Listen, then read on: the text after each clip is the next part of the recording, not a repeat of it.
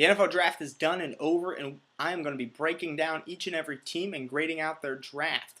So check back every day, because one team I will do every single day, and I'll have it up here on YouTube for you to watch. We'll go over every prospect that they drafted, as well as some key undrafted free agents that they may bring in. So if you have any questions, feel free to leave them in the comments section, and I'll be sure to address them for you. Also, just be aware on my draft grades, no one fails the draft, especially right after it. Even no one in this draft is going to get a D or an F from me, because everyone had a talent. Everyone did something. So if you think the grades are a little bit high, that's just me not going to too much extremes. And maybe in 3 or 4 years, when we look back on this draft, then we can see who really succeeded and who really failed. So sit back, relax, enjoy me as I break down every single team this year.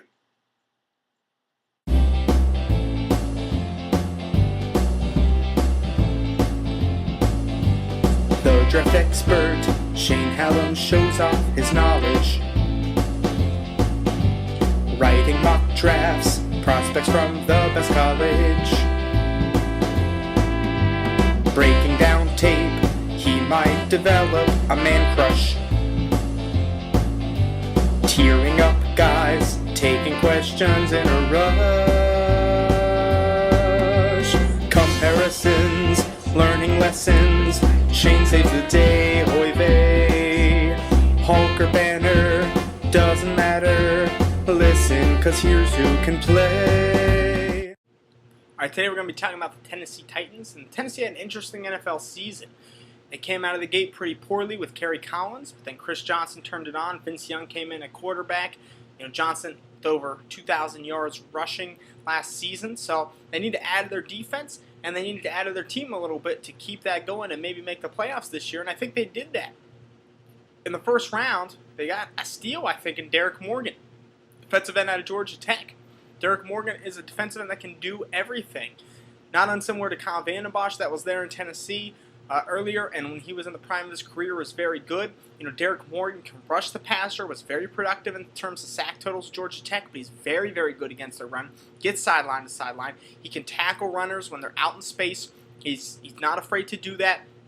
I really love this pick, and I really love the fit for Tennessee. It was a huge need, and I think they may have gotten possibly the best defensive end in this draft. So in the middle of the first round, you gotta love that.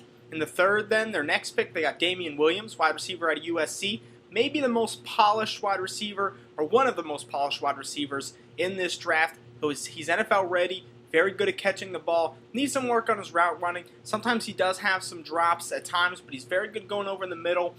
He's not going to burn you, but he's going to run his routes very well. And he makes very good cuts and gets away from corners that have more athleticism than he does. So I really like that pick.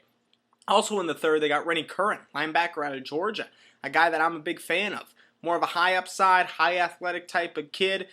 Needs some work in terms of reading defenses, developing where to go, reading and reacting. But he has all the athletic ability. He has the ability to hit the hole, a big tackler, a big hitter. One of the two guys on Georgia's poor defense that were very good and leaders on that D. So I really like Rennie Curran. I like that fit.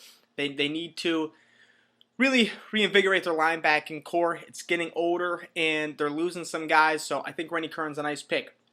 The fourth, they got Alterraun Verner, cornerback. This is a guy that's probably going to be a nickel corner in the NFL. He's very tough, going to be good in special teams, good in the nickel, a very good tackler. That's what he's really based his work on, and so I think we're going to see that come to fruition with Tennessee.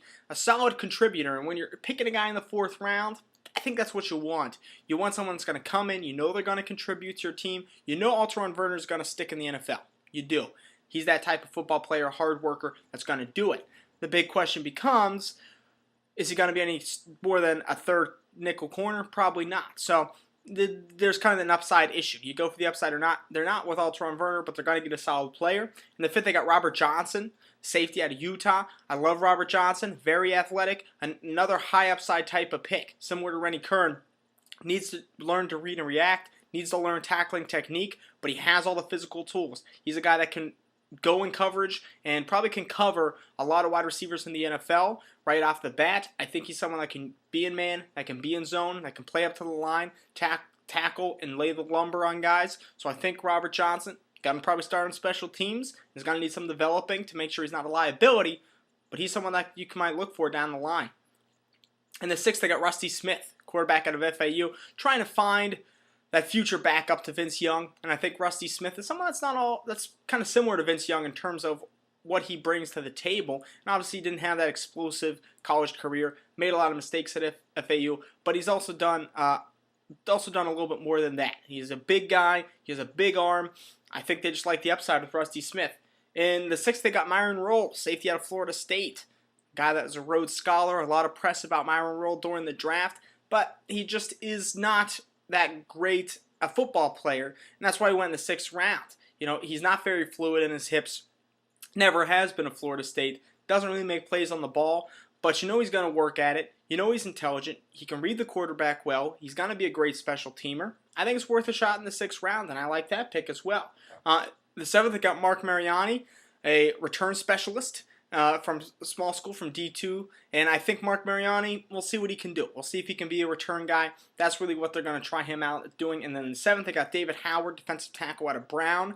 And David Howard is someone that's pretty athletic coming out of Brown, but the question is against the competition he faced. You know, he's about 293 pounds. I think he's going to be a reserve at D-tackle. He does have some character concerns as well. So this was another kind of high upside pick. That's what Jeff Fisher usually goes for. You know, he goes for the Chris Johnsons, and sometimes he hits like he did with Tennis Speed, and sometimes he doesn't hit like he did with Chris Henry, running back out of Arizona a few years back. That's what they're doing here. But I give him an A because I really like this draft. I think Derrick Morgan was a steal. I think you like Damian Williams from Rennie Curran. I think they're two guys that are going to contribute. You know, the first two picks weren't typical Jeff Fisher picks. They were guys that are going to come in and do well in Morgan and Williams. And then you go for the high upside with Rennie Curran, with Robert Johnson. You go for it with Rusty Smith, and maybe even with Myron Rolle in a way. So I like the draft. I think the Titans did very well, and I got to give them credit for what they did. In terms of key undrafted free agents, they're brought in Stafon Johnson, running back out of USC. Also brought in LeGarrette Blount, running back out of Oregon, that had that incident, the punching incident against Boise State. So maybe one of these guys can win that third running back job. They traded away Lendale White in this draft.